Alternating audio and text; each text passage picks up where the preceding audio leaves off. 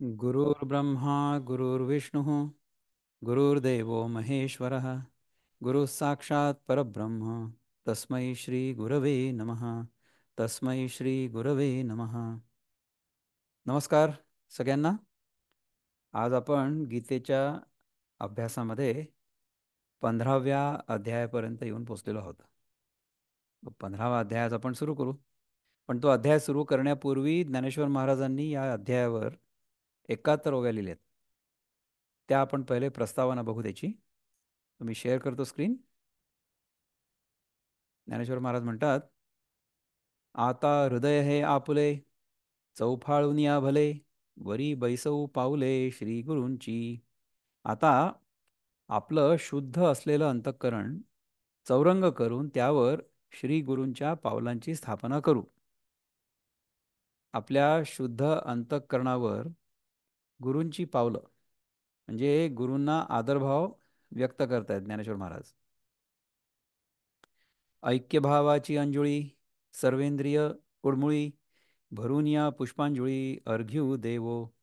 श्री गुरु आणि आपण एकच आहोत अशा ऐक्यतेच्या समजुतीरूपी ओंजळीत संपूर्ण इंद्रियरूपी कमळकळ्या भरून त्या पुष्पांजुळीचे अर्घ्य श्री गुरुचरणांवर देऊ.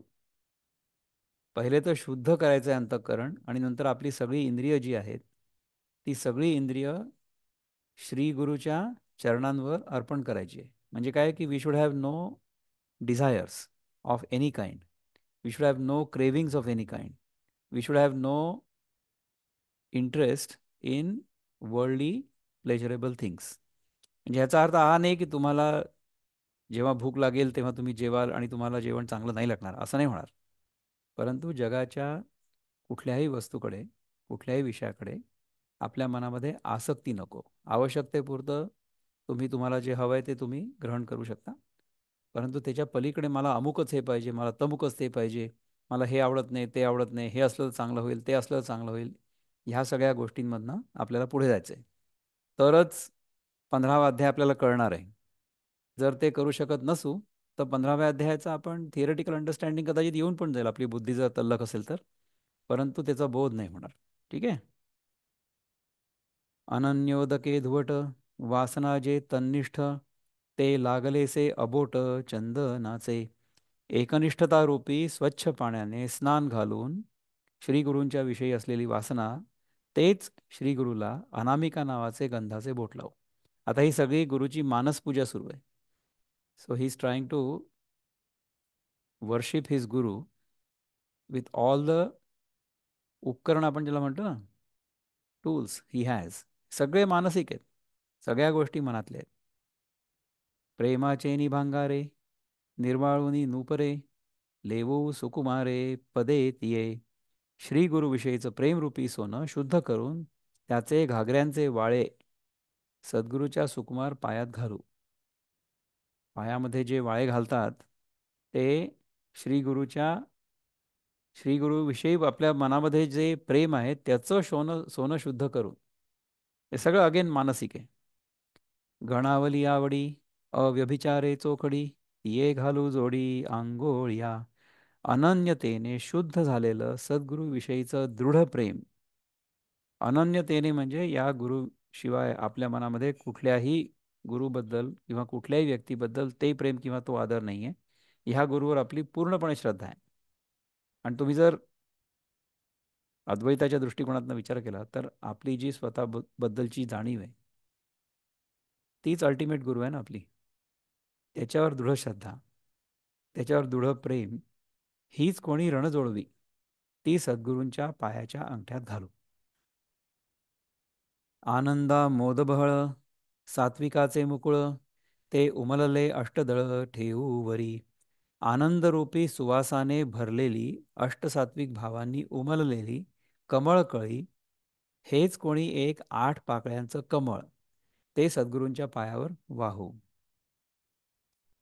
तेथे अहम हा धूप जाळू नाहम तेजे ओवाळू. सामरस्ये पोटाळू निरंतर देहादी देहादी देदिकांचा देहादी देहादेदिकांचा देहादेधिकांचा. देह आणि अधिकांचा. देहाव्यतिरिक्त आणखीन काही ज्या असतील त्या गोष्टी. अभिनिवेश घेणारी ही जी अहमवृत्ती आहे, म्हणजे कसं की देह आणि मन ह्या दोन्ही गोष्टी म्हणजेच आपण आहोत, ही आपली जी भ्रामक कल्पना असते ती. हाच कोणी एक धूप तो श्री गुरुचरणांवर जाळू, म्हणजे आपला जो अहमभाव आहे, आपली जी वेगळेपणाची भावना आहे, ती आपण ह्या गुरुचरणांजवळ जाळू. या देहादिकांपैकी मी कोणी नाही, अशी जी उत्पन्न झालेली निरभिमान बोधवृत्ती, हेच कोणी एक तेज, त्या तेजाने श्रीगुरूला ओवाळू आणि त्या सद्गुरु चरणास तदाकारतेने नेहमी आलिंगन देऊ. म्हणजे हा गुरु आपल्यापेक्षा वेगळा नाही आहे. वेगळेपणाची आपली जी भावना आहे चुकीची, ती आपण पूर्णपणे त्या श्रीगुरूच्या चरणावर वाहून टाकली. वेगळेपणाची भावना आपण जाळून टाकली. माझी तनु आणि प्राण या दोन्ही पाऊवा लेऊ श्री गुरुचरण, करू भोग मोक्ष निंब लोण पाया तया. श्री गुरुच्या दोन्ही पायात माझे शरीर आणि प्राण, म्हणजे स्थूल शरीर आणि लिंग शरीर, या दोन खडावा करून घालू आणि ऐहिक आणि पारत्रिक भोग आणि मोक्ष हे श्री गुरुचरणांवरून उतारा म्हणून ओवाळून टाकू. मला न पारत्रिक भोग हवाय, न मला स्वर्गातला भोग हवाय, न मला मोक्ष हवाय. ह्या सगळ्या गोष्टी आपण आपल्याला या जगातला भोग कशामुळे मिळतो? आपल्या देहामुळे, म्हणजे स्थूल शरीरामुळे. आणि लिंग शरीर म्हणजे सूक्ष्म देह. त्याच्याने कुठला भोग मिळतो? मनातल्या इच्छा, म्हणजे स्वर्ग सुखाची कामना. ह्या सगळ्या ज्या गोष्टी आहेत, ह्या सगळ्या गोष्टी आपण श्री गुरुचरणी ओवाळून टाकलेत. या श्री गुरुचरण सेवा हो पात्र तया दैवा, जे सकळार्थ मिळावा पाटू बांधे. ज्याच्या योगाने धर्म अर्थ काम आणि मोक्ष या सर्व पुरुषार्थांच्या सिंहासनावर राज्याभिषेक होतो, त्या दैवास ह्या श्री गुरुचरणांच्या उपासनेस आम्ही योग्य होऊ. ज्याच्या योगाने धर्म अर्थ काम मोक्ष या सर्व पुरुषार्थांच्या सिंहासनावर राज्याभिषेक होतो. हे चारही पुरुषार्थ आपण जेव्हा प्राप्त करू किंवा ज्याच्यामुळे प्राप्त होतील, त्या दैवास, म्हणजे ते जे आपलं चांगलं नशीब आहे, ते ह्या श्री गुरुचरणांच्या उपासनेस आम्ही योग्य होऊ. हे सगळं आपण त्या श्री गुरुचरणांवर ओवाळून टाकू. ब्रह्मीचे विसवणेवरी उन्मेख लाहे उजरी, जे वाचे ते ये करी सुधा सिंधू. ज्या दैवाच्या योगाने ब्रह्माच्या ठिकाणी विश्रांती मिळेपर्यंत ज्ञान उत्कर्षाला पावतं आणि जे दैव या वाचेला अमृताचा समुद्र करतं. म्हणजे आपल्याला ब्रह्माच्या ठिकाणी विश्रांती मिळेपर्यंत ज्ञान उत्कर्षाला पावतं, म्हणजे आपलं ज्ञान सारखं वाढत जातं आणि शेवटी कुठे जातं? ब्रह्माच्या ठिकाणी विश्रांती पावतं. त्याच्यामुळे आपल्या वाचेला अमृताचा समुद्र करतं.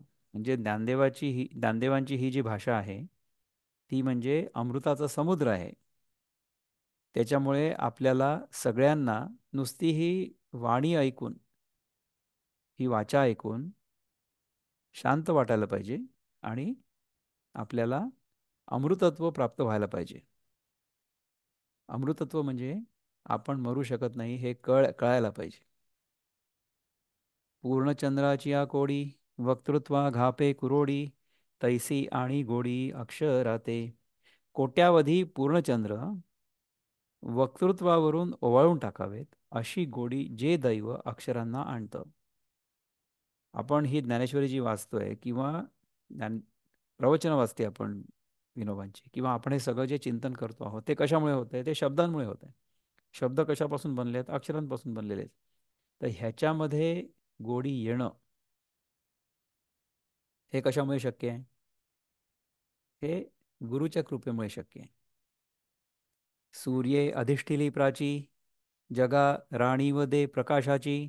तैशी वाचा श्रोतया ज्ञानाची दिवाळी करी. ज्याप्रमाणे सूर्याने पूर्व दिशेचा अंगीकार केला म्हणजे ती दिशा जगाला प्रकाशाचं राज्य देते, त्याप्रमाणे ज्या दैवाच्या योगाने वाचा श्रोत्यांना ज्ञानाची दिवाळी करते, ही जी वाचा आहे किंवा हे जे शब्द आहेत, ही जी ज्ञानेश्वरी आहे, ही जेव्हा आपण ऐकतो तेव्हा ज्ञानाची दिवाळी होते. आता हा सगळा जो अध्याय आहे ना, हा ज्ञानावरच आधारित आहे.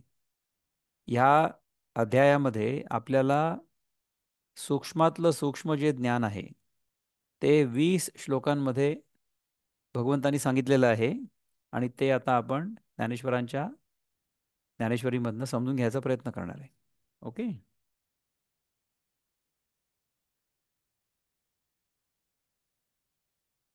नादब्रह्म खुजे कैवल्य ही तैसे न सजे, ऐसा बोलू देखिजे जेणे दैवे. ज्या दैवाच्या योगाने असं व्याख्यान स्फुरतं की त्या व्याख्यानापुढे मोक्षसुद्धा तसा म्हणजे व्याख्यानासारखा शोभत नाही.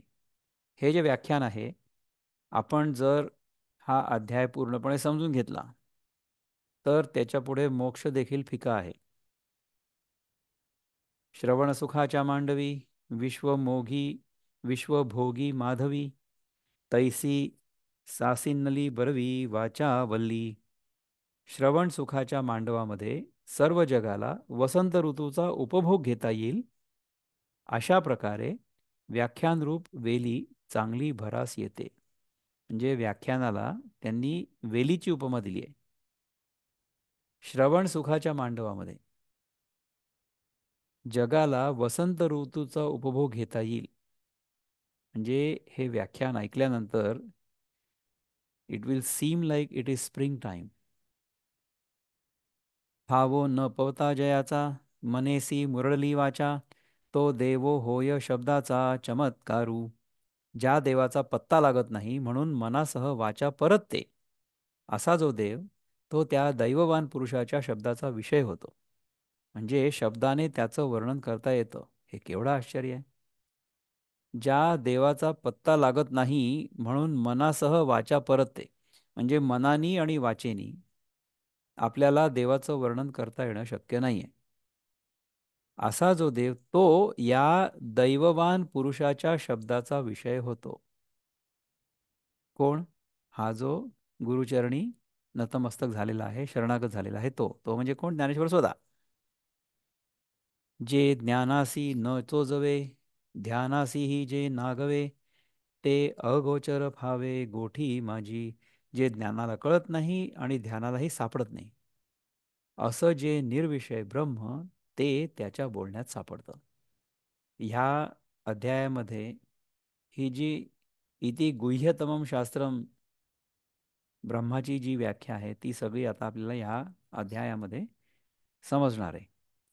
एवढे एक सौभग वळघे वाचेचे अंग, श्री गुरुपाद पद्मपराग लाहे जयका. गुरूंच्या चरणरूपी कमलातील सुगंध ज्यावेळी प्राप्त होतो त्यावेळी वर सांगितलेलं एवढं एक चांगलं भाग्य वाचेच्या ठिकाणी येतं. तरी बहु बोलू काही आजी ते आनी ठाई, माते वाचुनी नाही ज्ञानदेवो म्हणे. तर या संबंधाने फार काय सांगू, आज ते दैव माझ्याशिवाय दुसऱ्या ठिकाणी नाही असं ज्ञानेश्वर महाराज म्हणतात. जे तान्हेनी मिया अपत्ये आणि माझे गुरु एकलवते, म्हणून कृपेसी एक हाते झाले तिये. कारण की मी श्री गुरुचं तान्ह मूल आहे आणि माझे गुरु एकपुत्री आहेत. म्हणजे माझ्या गुरूंना एकटाच मुलगा आहे मी. ह्या सगळ्या परंपरेमध्ये पहा की एक गुरु आणि एक शिष्य अशीच ही परंपरा आहे. नाथ परंपरा जी आहे ती, त्यातले हे शेवटचे ज्ञानेश्वर किंवा ज्ञाननाथ सुद्धा म्हणतात त्यांना, हे त्यांचे शेवटचे गुरु. म्हणून मी त्या कृपेला एकटा ठिकाण झालो. पाहा पा भरोवरी आघवी, मेघ चातकांसी रिचवी, मजलागी गोसावी तैसे केले. पहा, चातक पक्षाकरता मेघ जसा आपल्यातील सर्व पाण्याच्या सामुग्रीची वृष्टी करतो, त्याप्रमाणे सद्गुरूंनी माझ्याकरता केलाय. हे त्यांनी आपल्या बोधाचा सर्व साठा माझ्यात ओतला. त्यांना जे काही ज्ञान प्राप्त झालेलं आहे ते सगळंच्या सगळं ज्ञान त्यांनी मला ब्लूटूथनी ट्रान्सफर केलं. नाही नाही नाही, ह्याला म्हणतात कुठली दीक्षा? हां, it has been given from guru to the शिष्य, म्हणजे शक्तिपात दीक्षा म्हणतात त्याला. तर गुरुची जी शक्ती आहे किंवा गुरुचा जो बोध आहे तो शिष्याला तसाच्या तसा प्राप्त होतो. म्हणून रिकामे तोंड करू गेले बडबड, की गीता ऐसे गोड आतू उडले. म्हणून माझं रिकामं शास्त्र वगैरे न शिकलेलं तोंड बडबड करू गेलं, तर त्या बोलण्यात गीतेसारखं म्हणजे ब्रह्मरसाने भरलेलं गोड शास्त्र सहज सापडलं. कशामुळे? गुरुकृपेमुळे. आपल्याला सुद्धा ज्ञानेश्वर महाराजांसारखे गुरु लाभलेले आहेत. म्हणून त्यांनी गीतेचं जे काही ट्रान्सलेशन आपल्यासाठी केलेलं आहे ते आपल्याला ऐकायला गोड वाटतं, ते आपल्याला समजतं, हे आपलं भाग्य आहे. होय अदृष्ट आपैते, ते वाळूची रत्नेच परते, उजू आयुष्य ते मारिते लोभू करी. दैव जर अनुकूल झालं, म्हणजे आपलं नशीब चांगलं असलं तर वाळूची रत्न होतात. अथवा जर आयुष्य अनुकूल असलं तर जीव घ्यायला आलेलाही प्रेम करतो. याची तुम्हाला मी एक गोष्ट सांगतो. Let me stop here, stop sharing here. दोन उदाहरणं मला माहिती आहेत. दोन उदाहरणं माहिती आहेत. माझे सासरे होते, ते एका कुठल्या तरी छोट्या गावामध्ये बँकेचे मॅनेजर होते. तर त्यांचा स्वभाव असा होता की ते सरळ मार्गाने चालायचे, नियमांप्रमाणे चालायचे. आणि जर त्यांच्या आधीच्या मॅनेजरनी काही तिथे गडबडी केल्या असतील तर त्या ते दुरुस्त करायचा प्रयत्न करायचे. असं जेव्हा आपण करतो तेव्हा ज्या लोकांना मागच्या मॅनेजरमुळे काही फायदा झालेला असेल ते यांचे शत्रू होतात. त्यापैकी अशा एखाद्या शत्रूंनी जर मारेकरी पाठवला यांना मारायला तर आश्चर्य वाटायला नको. तसं एकदा झालेलं होतं. तर हे उन्हाळ्याच्या दिवसात रात्री बाहेर खाटेवर झोपले होते. त्यांना पाठवलेला जो मारेकरी होता तो मोठा सुरा घेऊन आला होता. जेव्हा त्या मारेकऱ्यांनी यांना बघितलं, हे झोपलेले होते, तेव्हा त्यांनी पाय पकडले मारेकऱ्यांनी आणि म्हटलं की साहेब, तुम्हाला मारायला मला सुपारी दिली होती, एवढा मोठा सुरा, पण म्हणे तुमच्याकडे बघितल्यानंतर मला तुम्हाला मारण्याची हिंमत झाली नाही. असं होऊ शकतं. तसेच माझे एक पुण्यामधले एक मित्र आहे, खूप चांगले. त्यांच्या वडिलांबद्दल देखील अशीच एक घटना घडली होती. ते रात्री जेव्हा त्यांचं दुकान आहे इथे MG रोडवर, तर ते दुकान बंद करून त्यांचे वडील घरी चालले होते. तर तिथे गल्लीमध्ये एका माणसाने त्यांना अडवलं आणि त्याला यांना मारायची सुपारी दिलेली होती. परंतु त्या माणसाची ते, आपण जसं एकमेकांशी बोलतो तसे ते बोलले. आणि जेव्हा ते पूर्णपणे निर्भय होऊन त्याच्याशी बोलत होते तेव्हा तो समोरचा माणूस जो होता ना तो पूर्ण नरमला. त्याला यांना मारायची हिंमत झाली नाही. तर अशा प्रकारे जर आपली आध्यात्मिक साधना किंवा आपलं जीवन अतिशय शुद्ध निर्मळ असलं तर अशा प्रकारचा धोका आपल्यावर होत नाही. जीव घ्यायला आलेलाही प्रेम करतो. तिसरं उदाहरण, हे तर मी माझ्या जीवनातली जी उदाहरणं आहेत ती सांगितली तुम्हाला. पण जी पुस्तकांमध्ये आपण वाचतो त्यापैकी एक उदाहरण म्हणजे नारद मुनींचं आहे. नारद मुनी एकदा जेव्हा नारायण नारायण करत करत रत्नाकर नावाच्या वाटमाऱ्यासमोर गेले तेव्हा त्यांना घाबरले, न पळून गेले, न त्यांनी प्रतिकार केला. ते फक्त नारायण नारायण म्हणत होते. ह्या रत्नाकरासोबत जेव्हा संवाद सुरू केला, की तुम्हाला गोष्ट माहिती आहे, हा रत्नाकर म्हणजे नंतर जे वाल्मिकी ऋषी झाले तेच, ज्यांनी रामायण लिहिलं.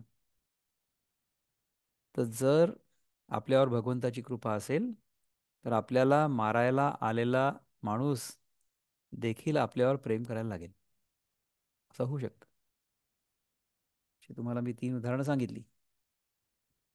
आधणी घातलिया हरळ, होती अमृताचे तांदूळ, जरी भुकेची राखे वेळ श्री जगन्नाथू.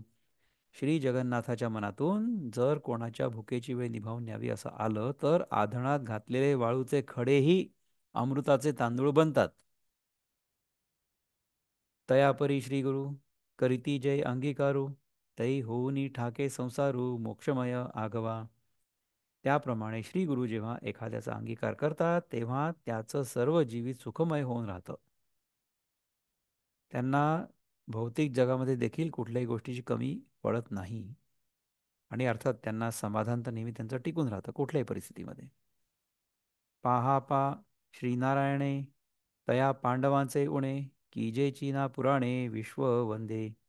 असं पहा की त्या पांडवांच्या ठिकाणी कित्येक प्रकारची वैगुण्य असताही जगास पूज्य अशी त्यांची म्हणजे त्या पांडवांच्या वैगुण्यांची पुराणं श्रीकृष्णाने करून टाकली नाही आहेत का? त्यांच्या वैगुण्यांची सुद्धा पुराणं करून टाकली आहे श्रीकृष्णाने. वैगुण्य म्हणजे शॉर्टकमिंग्स. ठीक आहे. तैसे श्री निवृत्तीराजे अज्ञानपण हे माझे आणिले ओझे ज्ञानाचिया.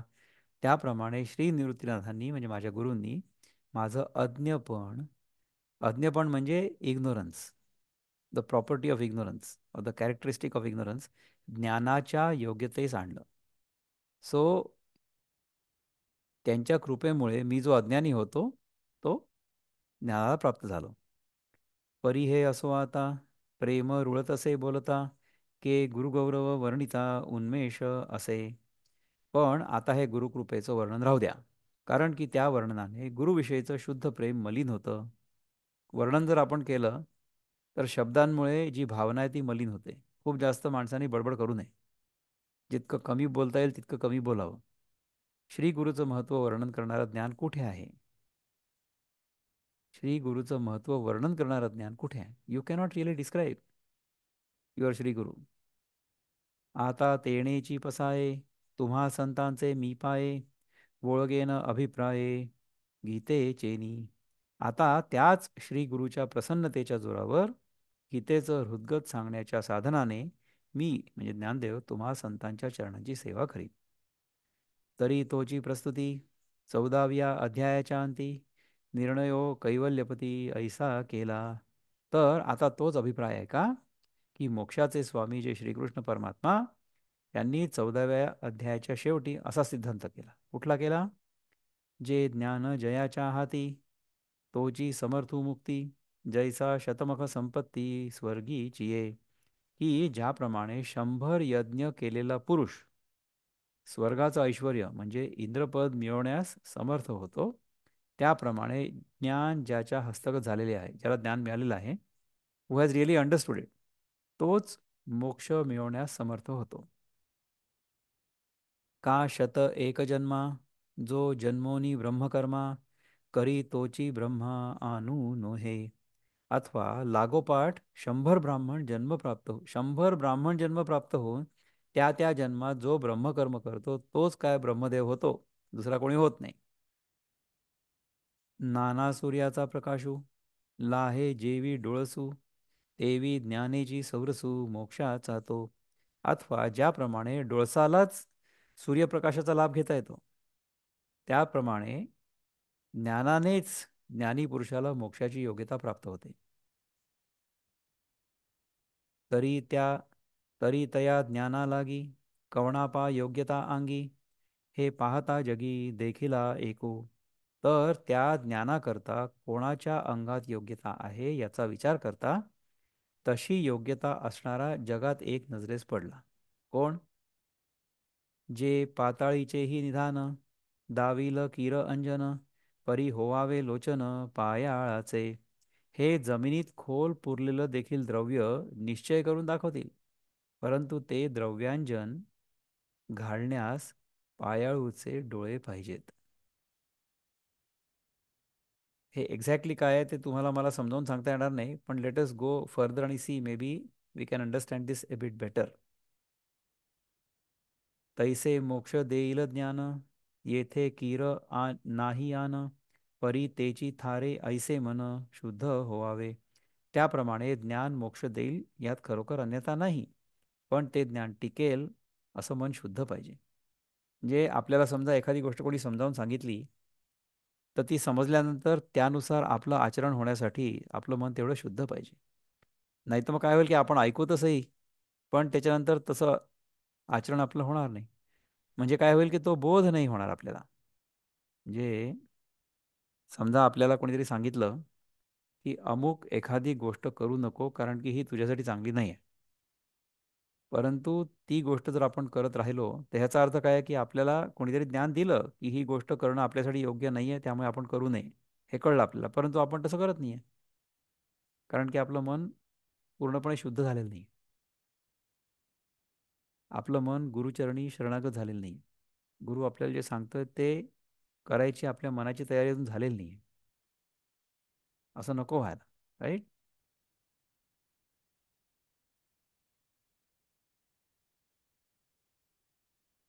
तरी विरक्ती वाचूनी कही, ज्ञानासी तगणेची नाही, हे विचारून ठाई ठेविले देवे. तर वैराग्या वाचून कुठेही ज्ञान टिकावायचं नाही, हे देवाने आपल्याशी विचार करून ठेवलेला आहे. वैराग्या वाचून कोठेही ज्ञान टिकावायचं नाही. वैराग्य म्हणजे जगामधल्या वस्तूंबद्दल आपल्या मनामध्ये असलेली आसक्ती पूर्णपणे संपणं. ही जर संपत नसेल, तर आपल्याला ज्ञान टिकणार नाही. ओके. हे देवाने आपल्याशी विचार करून ठेवलेलं आहे. आता विरक्तीची कवणपरी, जे येऊनी मनातेवरी, हेही सर्वज्ञ श्रीहरी देखिले असे. आता वैराग्याचा असा कोणता प्रकार आहे की जो आपणहून येऊन मुमुक्षूच्या मनाला माळ घालील? हे देखील सर्व जाणणाऱ्या श्रीहरीने विचार करून पाहिलेला आहे. जे विषय रांधिली रससोये, जै जेवणारा ठाऊवी होये, तै तो ताटची सांडूनी पाये जया परी. ज्याप्रमाणे विष घालून तयार केलेलं अन्न जेव्हा जेवणाऱ्याला माहिती होतं, तेव्हा तो जसा त्याच्यापुढे असलेलं अन्न वाढलेलं पात्रच टाकून निघून जातो. आपल्याला समजा कळलं की ह्याच्यामध्ये विष आहे, तर आपण ते अन्न टाकून चाललं जाऊ. ताट फेकून देऊ तिथे. आपण जर खाल्लं असेल तर थुंकून देऊ. ओकारी काढून आणि बाहेर फेकून देऊ. पण ते चाललं जाऊ तिथून. कारण की आपल्याला माहिती आहे त्यात विषय. तैसी संसारा या समजता, जाणीजे जे अनित्यता, तै वैराग्य दवडिता पाठी लागे. ज्याप्रमाणे हे विष आपण टाकून देऊ, त्याचप्रमाणे विषय जे आहेत म्हणजे जगामधल्या गोष्टींबद्दल आपल्या मनातली जी आसक्ती आहे, ती देखील आपण टाकून देऊ शकलो पाहिजे, तरच आपल्याला हे ज्ञान प्राप्त होऊ शकतं. म्हणजे त्याप्रमाणे या सर्व संसाराला अनित्यता आहे, म्हणजे इट इज इम्परमनंट. असं ज्या वेळेला कळेल त्यावेळी वैराग्याला घालवून दिलं तरी ते वैराग्य आपणहून साधकाच्या पाठीमागे लागेल. म्हणजे कसं आहे की समजा आपल्याला हे कळलं की हे जग म्हणजे मृगजळासारखं आहे, त्याच्यामुळे आपली तहान भागू शकत नाही, तर आपण त्याच्या मागे पळू का? त्या जगाचं स्वरूप जर पूर्णपणे कळलं तर आपण त्याच्या मागे नाही पळणार. तर ह्या जगाचं स्वरूप काय आहे हेच सगळ्यात पहिले सांगितलं या अध्यायामध्ये. आता अनित्यत्व या कैसे, तेची वृक्षाकार मिशे, सांगिजत असे विश्वेशे पंचदशी. आता या संसाराला क्षणभंगुरता कशी आहे तेच वृक्षाच्या रूपकाने जगाचे स्वामी श्रीकृष्ण परमात्मा 15व्या अध्यायात सांगतात. ह्या पंचदशी म्हणजे 15व्या अध्यायात. उपडिले कवतिके, झाड येरी मोहरा ठाके, ते वेगे जैसे सुके, तैसे हे नोहे. सहज उन्मळून पडलेलं झाड शेंडाखाली बुडवर असं पडलं असता ते लवकर सुकतं. त्याप्रमाणे हा संसार वृक्ष असा नाही आहे असं समज.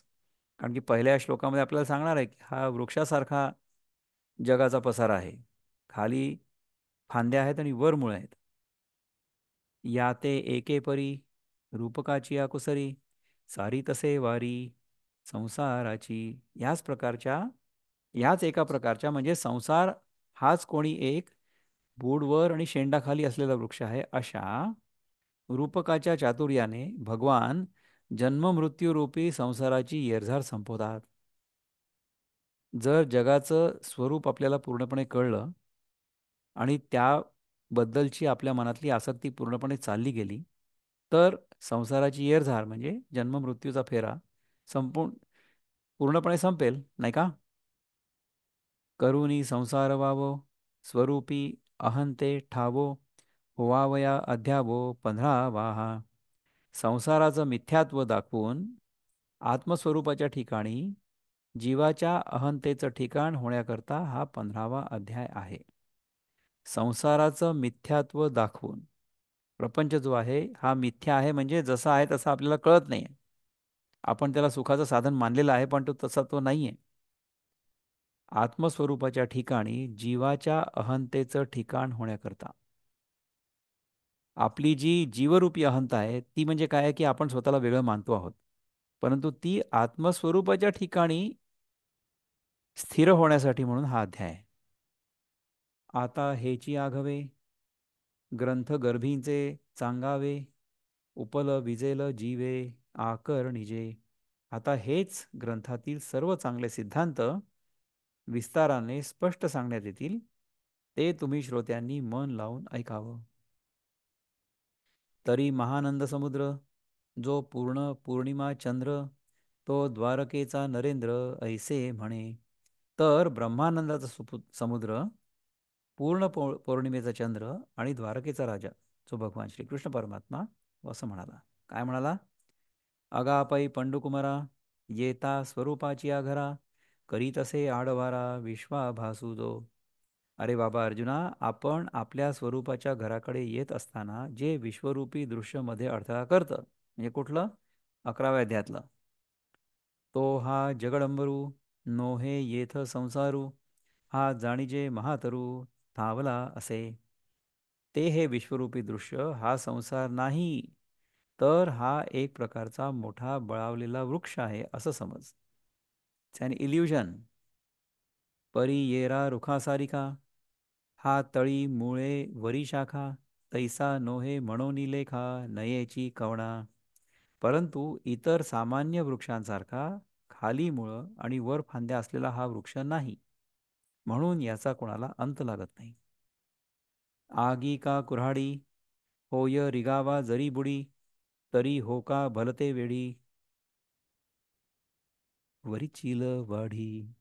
जर इतर वृक्षांप्रमाणे याच्या बुडाशी अग्नी अथवा कुऱ्हाड यांचा प्रवेश झाला असता तर वरचा विस्तार केवढा का असेना. जे तुटलिया मुळापाशी उलंडेल का शाखांशी, परी तैशी गोठी कायशी हा सोपा नव्हे. तरी इतर वृक्ष जसा मुळाशी तुटला असताना, पण या संसार वृक्षाची तसली गोष्ट कुठली, म्हणून हा सोपा नाहीये. आपल्याला पुढे सांगणार आहे की याच्या अनेक शाखा असतात, वर आणि खाली दोन्हीकडे असतात.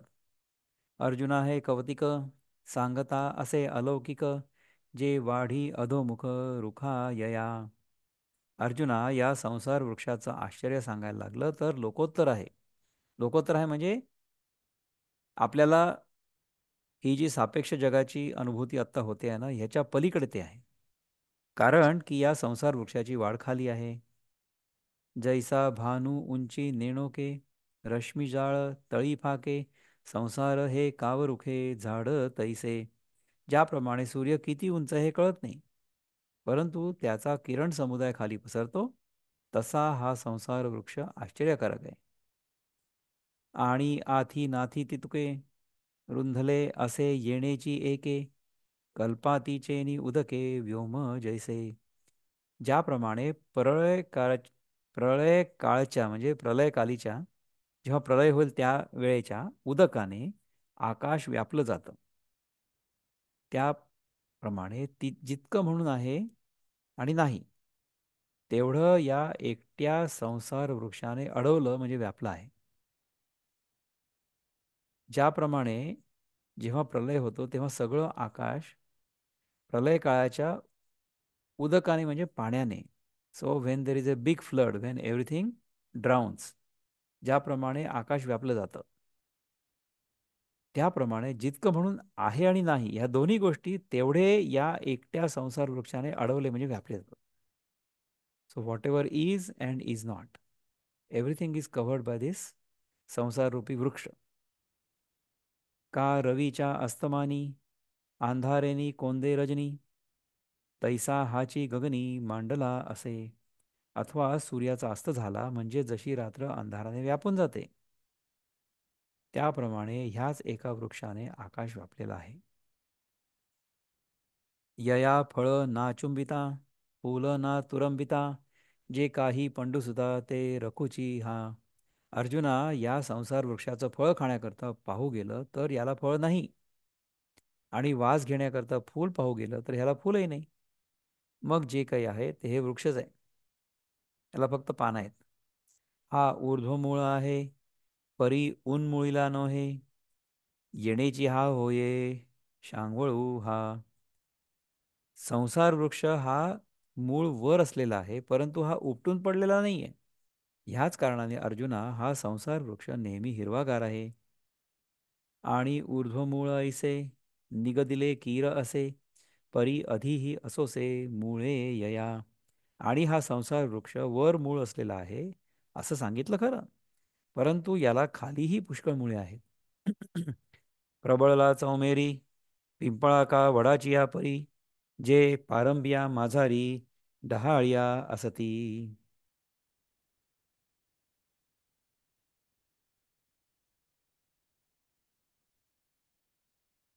झपाट्याने वाढणाऱ्या लव्हाळ्याच्या गवताप्रमाणे जो आहे. झपाट्याने वाढणाऱ्या लव्हाळ्याच्या गवताप्रमाणे. तर जेव्हा पाऊस पडतो ना, तेव्हा जे छोटं छोटं गवत असतं ना, ते एकदम उगवायला लागतं. तसाच पिंपळाप्रमाणे अथवा वडाच्या वृक्षाप्रमाणे हा संसार वृक्ष आहे. कारण की पिंपळाप्रमाणे अथवा वडाप्रमाणे याच्या पारंब्यांमध्ये डहाळ्या आहेत. पारंब्या म्हणजे जी मुळं किंवा डहाळ्या किंवा त्याचे सगळं जे असतात ना, it has a main shoot, आणि देर आर, काय म्हणतात की, काहीतरी त्याचं नाव आहे बरं. मला आता एकदम आठवत नाहीये. अनेक प्रकारची त्याची मुळं असतात, ती खाली लटकलेली असतात. देवीची गा धनंजया, संसार तरुयया, अधीची आथी खांदिया हेही नाही. त्याचप्रमाणे अर्जुना, या संसार वृक्षाला खालीच फांद्या आहेत असंही नाही, उलट्या दिशेने पण फांद्या आहेत त्याला. तरी ऊर्ध्वाही कळे शाखांचे मांदोडे, दिसता ती अपाडे सहसीन नले. तर वरच्या बाजूलाही या संसार वृक्षाला फांद्यांचे पुष्कळ समुदाय विस्तारलेले दिसतात. झाले गगनची पावेलिये, का वारा मांडला रुखाचे न्याय, नाना अवस्थात्रये उदयला असे. हा संसार वृक्ष म्हटला म्हणजे आकाशच जणू काय वेलाच्या रूपाने नटलं आहे, अथवा संसार वृक्षाच्या रूपाने अवस्थात्रयाने उदय केला आहे. संसार वृक्षाच्या रूपाने अवस्थात्रयाने उदय केला आहे. अवस्थात्रय म्हणजे कुठले? तीन अवस्था आहेत ना आपल्या. एक ही जागृत अवस्था आहे, आता आपण आहोत ती. नंतर एक स्वप्नावस्था आहे, जेव्हा स्वप्न पडतं आपल्याला. आणि तिसरी म्हणजे निद्रावस्था आहे. तर ह्या ज्या तीन अवस्था आहेत, ह्या अवस्थांबद्दल भगवान सांगतायत, म्हणजे ज्ञानेश्वर महाराज सांगतायत. ह्या अवस्था या संसार वृक्षाच्या रूपाने उदय झालेल्या आहेत. संसार असला तरच ह्या तीन अवस्था होतील ना, नाही तर कशा होतील? किंवा ह्या तीन अवस्था आहेत म्हणून संसार आहे, किंवा संसार आहे म्हणून या तीन अवस्था आहेत. ऐसा का, ऐसा हा एकू विश्वाकार विटंकू, उदयाला जाण रुखू ऊर्ध्व मुळू. असा हा एक वर मूळ असलेला विश्वाकार वृक्ष घनदाट उगवलेला आहे असं समज. आता ऊर्ध्व या कवण, येथे मूळ ते की लक्षण, का अधोमुखपण शाखा कैसिया. आता या संसार वृक्षाचा वरचा भाग काय आहे? संसार वृक्षाचं जे मूळ आहे त्याचं लक्षण काय आहे? याचा खाली वाढण्याचा का स्वभाव आहे? आणि याच्या फांद्या कशा आहेत? अथवा द्रुमायया अधिजिया मूळिया, तिया कोण कैसिया ऊर्ध्व शाखा. अथवा या वृक्षाला खाली ज्या मुळ्या आहेत त्या कोणत्या, आणि वरच्या शाखा कोणत्या व कशा आहेत? आणि अश्वत्थुहा ऐसी प्रसिद्धी काय असी, आत्मविदविलासी निर्णयो केला. आणि याची अश्वत्थ अशी प्रसिद्धी कशा करताय? आणि आत्मज्ञानी लोकांनी या अश्वत्थाबद्दल जो काही निर्णय केला आहे, हे आघवेची बरवे, तुझी ये प्रतितीसी फावे, तैसेनी सांगो सोलिवे विन्यासेगा. अर्जुना, या सर्व गोष्टी तुझ्या चांगल्या अनुभवाला येतील तशा निर्मळ खुलाशाने तुला सांगू. परी ऐकेगा सुभगा, हा प्रसंगू असे तुझशी तुझची जोगा. कानची करी हो सर्वांगा हिये आथिलिया. परंतु हे भाग्यवान अर्जुना ऐक, हे अंतःकरण संपन्न अर्जुना, तू आपल्या सर्व अंगासच कान कर. सर्व शरीराचा आपण कान करून आता हे ऐकणार आहे. ऐसे प्रेमरसे सुरपुरे, बोलिले जव यादव वीरे, तव अवधान अर्जुनाकारे मूर्त झाले. जेव्हा श्रीकृष्ण परमात्म्यांनी प्रेमरसाच्या अतिशय भराने असं भाषण केलं, तेव्हा अर्जुनाच्या आकाराने अवधान प्रगट झालं. म्हणजे श्रीकृष्ण सांगणारा आणि अर्जुन ऐकणारा, तर अर्जुन इज इक्वल टू अवधान. म्हणजे आपलं जे अटेन्शन आहे ना, अटेन्शन हा शब्द कदाचित अवधानवरनं सुद्धा आला असू शकतो. तर अर्जुन पूर्णपणे एकाग्रतेने आता कृष्णाचं बोलणं ऐकायला तयार झालेला आहे. देव निरूपिती तेथे कुले, एवढे श्रोतेपण फाकले, जैसे आकाशा खैव पसरिले दाही दिशी. आकाश एवढे अपरिमित असून त्याला जसं दाही दिशांनी कवटाळलेलं आहे, त्याचप्रमाणे श्रीकृष्णाचं बोलणं व्यापक असतानाही ते अर्जुनाच्या अवधानापुढे अगदी अल्प असं झालं, इतकं अर्जुनाचं अवधान वाढलं. So, unless our attention encompasses whatever knowledge is being given to us, we will not be able to internalize it. We will not be able to assimilate it. श्रीकृष्णोक्ती सागरा हा अगस्तीची दुसरा, म्हणोनी घोटू भरो पाहे एकसरा अवघे याचा. श्रीकृष्णाचा श्रीकृष्णाच्या निरूपण रूप समुद्राला गट्ट करणारा अर्जुन हा दुसरा अगस्ती ऋषीच उत्पन्न झाला. म्हणून तो श्रीकृष्णाच्या संपूर्ण निरूपणाचा एकदम घोट घेण्यास पाहू लागला. ऐसी सोय सांडूनी खवळली, आवडी अर्जुनी देवे देखली, तेथ जालेनी सुखे केली कुरवंडी तया. श्रीकृष्णाने याप्रमाणे अर्जुनाच्या ठिकाणी श्रवणाविषयी अमर्याद आवड उत्पन्न झालेली पाहिली. तेव्हा त्या श्रीकृष्णाला जे सुख झालं, त्या सुखाची त्यांनी अर्जुनावरून वाणी केली.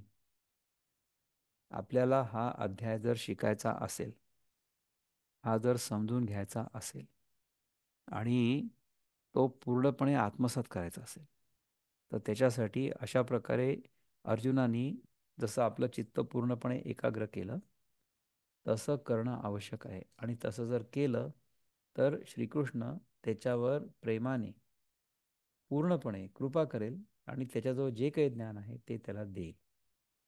So, if we need to understand, assimilate, internalize the knowledge we are being given, we have to be completely focused and attentive. तर अशा प्रकारचं अटेन्शन, अशा प्रकारचा फोकस जर आपला हा पूर्ण अध्याय ऐकताना राहिला, तर आपल्याला हा अध्याय पूर्णपणे कळेल. हा जर एक अध्याय पूर्णपणे कळला ना, तर तुम्हाला बाकी काहीही शिकायची गरज नाही. जेव्हा मला हे लक्षात आलं की गीता म्हणजे उपनिषदांचं सार आहे. उपनिषद म्हणजे वेदांचं सार आहे. आणि गीतेचं जे सार आहे ते म्हणजे हा 15वा अध्याय. So this is like the executive summary of the entire report. सगळं सार त्याच्यामध्ये, व्हेरी हायली कॉन्सन्ट्रेटेड. हे जर सार आपण पचवू शकलो आणि पचवलं, तर मग आपल्याला ह्याच्यानंतर कुठल्याही प्रकारचा वेदांत वेगळा शिकायची गरज नाही. जे आपण ह्या 15व्या अध्याय शिकू तेवढं जरी कळलं तरी पुरे झालं. जेव्हा मला हे कळलं तेव्हा मी हा 15वा अध्याय उघडला, तो वाचायला सुरुवात केली, त्याचा अर्थ समजून घ्यायचा प्रयत्न करायला बघितला. अनेक लोकांचे त्याच्यावर जे व्याख्यानं होते ते मी ऐकले. आपण ज्यांना गुरुस्थानी मानतो ते स्वामी अनुभवानंद, त्यांनी या 15व्या अध्यायावर अनेक वेळा अनेक ठिकाणी भाषणं केलेली आहेत.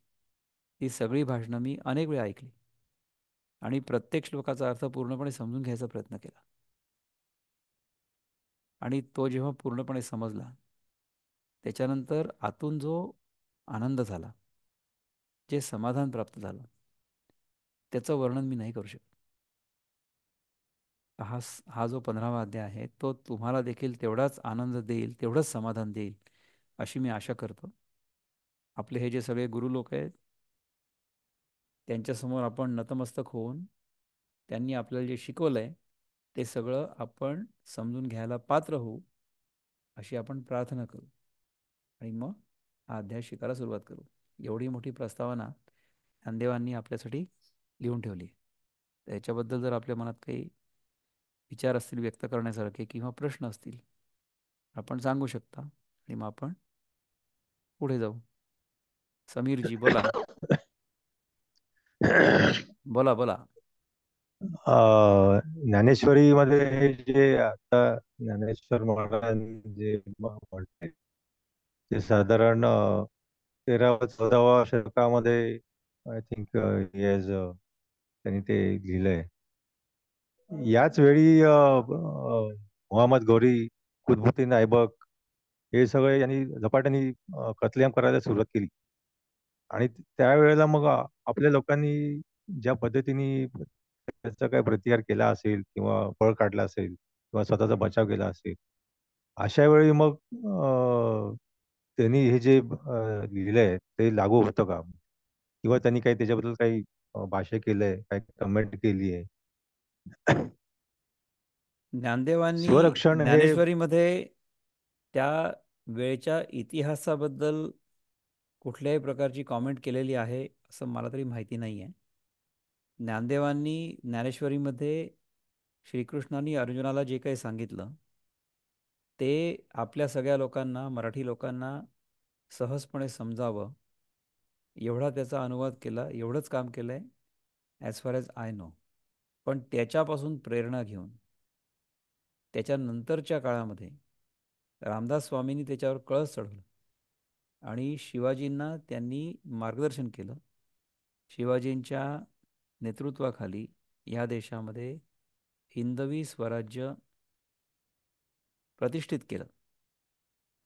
हा पाया ज्ञानदेवांनी रचलेला होता. अच्छा, म्हणजे समर्थ रामदास स्वामी हे ज्ञानेश्वरी मधून इन्स्पिरेशन घेऊन त्यांनी हे केलं.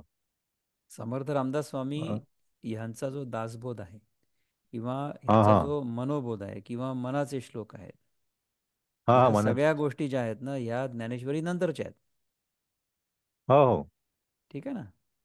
तर महाराष्ट्रामध्ये ही जी संत परंपरा आहे या संत परंपरेनी हिंदवी स्वराज्याचा पाया भरभक्कमपणे रचलेला आहे. तर तशा प्रकारचा पाया जर आपल्याजवळ असला तर सनातन धर्माला कुठल्याही प्रकारचा धोका नाही आहे. पण जर तो आध्यात्मिक हम्म. पाया नसला तर मग त्या धर्माला धोका संभवू शकतो. आपण काय करतो आहोत की आपण आपल्या या सनातन धर्माचा जो पाया आहे, जो आध्यात्मिक पाया आहे, तो आपल्या जीवनात बळकट करण्याचा प्रयत्न करतच आहोत. पण इतर लोकांना सुद्धा त्यांच्या जीवनात तो बळकट करावा त्याच्यासाठी प्रेरित करतो. आपण काही सैनिक नाही आहोत रणांगणावर जाऊन लढण्यासाठी. पण जर लढावं लागलं तर लढायची तयारी पण आहे. हम्म. तर अशा प्रकारे ज्ञानदेवांनी जो पाया रचला त्याच्यावर रामदास स्वामी येईपर्यंत कळस चढवला गेला आणि त्यांच्याकडून प्रेरणा घेऊन शिवाजीसारखा नेता आपल्याला लाभला आणि त्यांनी अटक ते कटक इतकं हो. सगळं स्वराज्य, इतकं सगळं हिंदू राज्य स्थापन केलं. अशा प्रकारे आध्यात्मिक पाया मजबूत असणं ही तेव्हाची पण गरज होती आणि आत्ताची पण गरज आहे. तर ते काम आपण करायचा प्रयत्न करतोय आपल्या परीने. हम्म. ठीक आहे ना. आणखी कोणाला काही प्रश्न आहे का याच्याबद्दल किंवा कॉमेंट्स? पण छान, आजचं चिंतन एकदम मस्त झालं. ज्ञानदेव महाराजांनी आपल्याला 71 ओव्यांमध्ये ह्या अध्यायात काय येणार आहे याची प्रस्तावना किंवा याची चुणूक दाखवली. याच्या पुढचं जे होणार आहे ते आपण पुढच्या वेळेसपासून अभ्यास करायचा प्रयत्न करू. ओ पूर्णमद पूर्णमिदं पूर्णात् पूर्णमुदच्यते पूर्णस्य पूर्णमादाय पूर्णमेवावशिष्यते। ॐ शान्ति शान्ति शान्तिः। हरिः ॐ। श्रीगुरुभ्यो नमः। हरिः ॐ।